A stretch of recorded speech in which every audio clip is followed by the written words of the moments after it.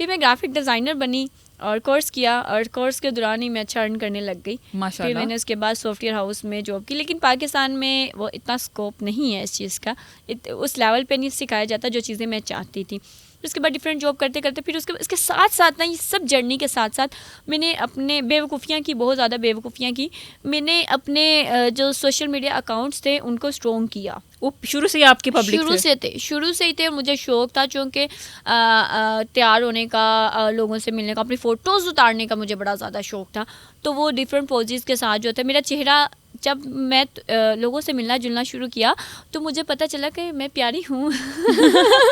जब आपके लोग तारीफ करते थे, सराहते थे आपको कि यार यू आर सो ब्यूटीफुल, मेरे नैनक्श बहुत प्यारे हैं माशाल्लाह, फोटोजेनिक हूँ। मुझे ये बाद में पता चला कि मैं खूबसूरत हूँ। मैं इतनी भी कोची नहीं जितना मैं खुद को समझती थी, अंडर एस्टिमेट करती थी। तो मेरी टीचर ने एक बार, हम 28 स्टूडेंट थे, जब नोज की बात हुई तो मेरी टीचर ने कहा इसकी नोज सबसे ज़्यादा प्यारी है। तब मुझे पता चला कि यार मेरे नैनक्श बहुत खूबसूरत है। फिर एक एग्जीबिशन में राबी पीरज़ादा से मैं मिली, उन्होंने मेरे चेहरे को कहा कि ये फोटोजेनिक है, फेस स्केच के लिए बहुत अच्छा है। तभी मैं बहुत खुश हुई। डिफरेंट लोगों से जब मैंने इस तरह की सुना ना, फिर मुझे पता लगा कॉन्फिडेंस आया, खूबसूरती का मयार सिर्फ ये नहीं है गोरा कि आप नहीं है, गोरा हाइट रंग है, नहीं हाइटेड हैं, ये चीज़ें नहीं है। अगर आप छोटी हाइट के हैं, क्यूट, आप क्यूट भी हो सकते हैं। ज़रूरी नहीं कि आपने प्यारे होना, क़यामत होनी है, खूबसूरत होनी, आप क्यूट भी हो सकते हैं। तो फिर उसके साथ साथ मेरा जर्नी जो था वो जारी रहा, और सोशल मीडिया पे मेरी फ़ोटोज़ वीडियोस वगैरह चलती रही। फिर उसके बाद मेरा चाहत साहब से हुआ। मुझे ये उम्मीद थी कि एक ना एक दिन जो है, कभी जब मेरी फ़ोटो पे कभी 2-4 लाइक्स आते थे तो मुझे पूरी उम्मीद थी कि एक दिन लाखों में आएंगे। अच्छा, आपको यकीन था इस बात या बिल्कुल, मुझे इतना पता है कि जब आप मेहनत मुसलसल करते हो आपको फल उसका मिलता है। देर हो जाती है लेकिन फल आपको लाजमी मिलता है। तो मेरे साथ भी यही हुआ। मैं करती रही, मैं रुकी नहीं कहीं पे भी। बहुत से लोगों ने मुझे तोड़ने की कोशिश की, अप्स डाउन आए, बहुत कुछ हुआ, बट मैंने अपना सफ़र नहीं छोड़ा। मुझे पता था मेरी मंजिल क्या है। करते करते करते कराते फिर फल मुझे मिला बदोबदी की शक्ल में। बिल्कुल, और आपके लिए तो बहुत ही वो एक ये कह लें कि लाइफ चेंजिंग टाइम था। हाँ, बहुत ज़बरदस्त मोमेंट था मेरे लिए, और सब कुछ बदल गया। कहते सब कुछ बदल गया, हालात बदल गए, जज्बात बदल गए, सब कुछ बदल गया। और फिर मुझे पता चला आपकी अप्रोच भी बढ़ी लोगों की तरफ से, कि लोगों ने आपको बड़ा, हाँ, मुझे तब फिर ज़्यादा पता चला कि यार नहीं, मैं कुछ हूँ, मैं हूँ और मैं प्यारी भी हूँ। मुझे इंडिया की तरफ से बहुत ज़्यादा मज़े के जो कमेंट्स आए, उसमें एक ने कहा इसको पाने के लिए कौन से मंदिर जाना पड़ेगा, दीदी क्या मजबूरी थी, इतनी प्यारी लड़की को क्या ज़रूरत थी। जब मैंने सुना मुझे बड़ा अच्छा लगा, किसी अच्छा नहीं लगता। बिल्कुल।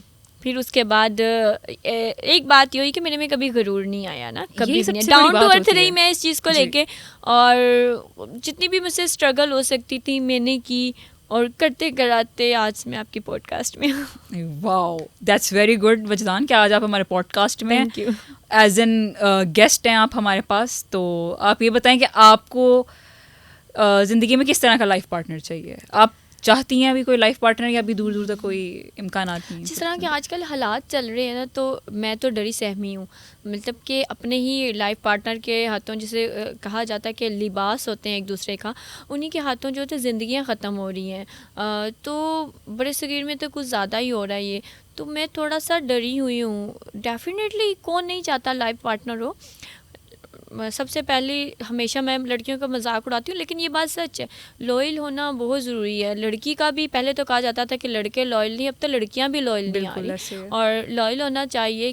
केयर हर कोई मांगता है। जब तक आपका पार्टनर केयरिंग नहीं होगा, आप मुरझा जाओगे।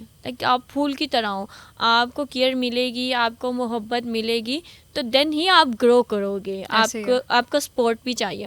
दूसरी बात मैं ये कहती हूँ हमेशा से कि मैं ऐसा लाइफ पार्टनर चाहती हूँ कि मैं जो हूँ, जैसी हूँ, मैंने कभी किसी से ये नहीं छुपाया कि अगर मैं किसी ब्लाइंड डेट पे जा रही हूँ या किसी से मिल रही हूँ तो मैं प्रिटेंड करूँ कि मैं शलवार कमीज़ दुपट्टा ओढ़ के जाऊँ, बाल बंद करके जाऊँ कि मैं कोई घरेलू मटेरियल हूँ। ऐसा नहीं है।